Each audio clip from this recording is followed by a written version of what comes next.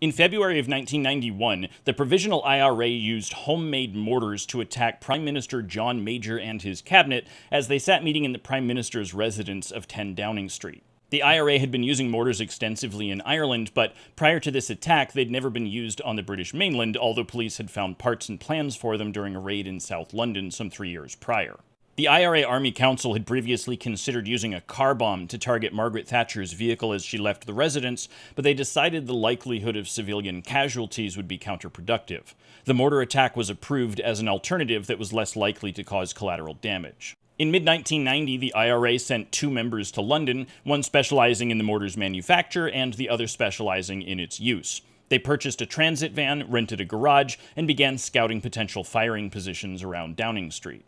The IRA specialists were then recalled to Ireland, being considered too valuable to potentially be arrested in any sweep after the fact. Thatcher abruptly resigned in November of 1990, but the plan was still approved for the new Prime Minister. On February 7th, the Prime Minister and his cabinet began their publicly scheduled meeting in the conference room of number 10. Just as the meeting began, an IRA volunteer parked the van 200 yards away, and a trailing motorcycle took the driver. At 10:08 a.m., just as police officers were approaching the suspicious vehicle, the mortars fired through a large hole in the roof, and an incendiary device set the van on fire.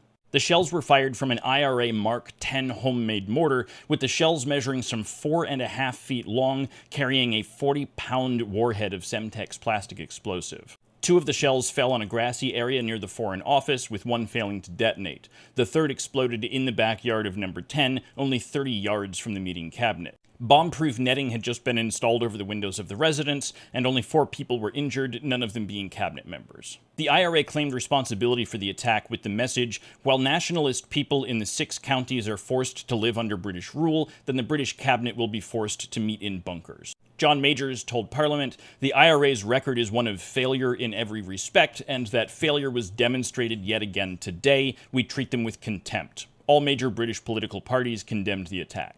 The Metropolitan Police Anti-Terrorist Branch referred to the incident as daring and well-planned, but poorly executed, with their explosives expert stating that this type of accuracy with this type of weapon was actually quite impressive. A follow-up statement from the IRA asked, "Are you cabinet members really willing to give up your lives to hold on to one colony?"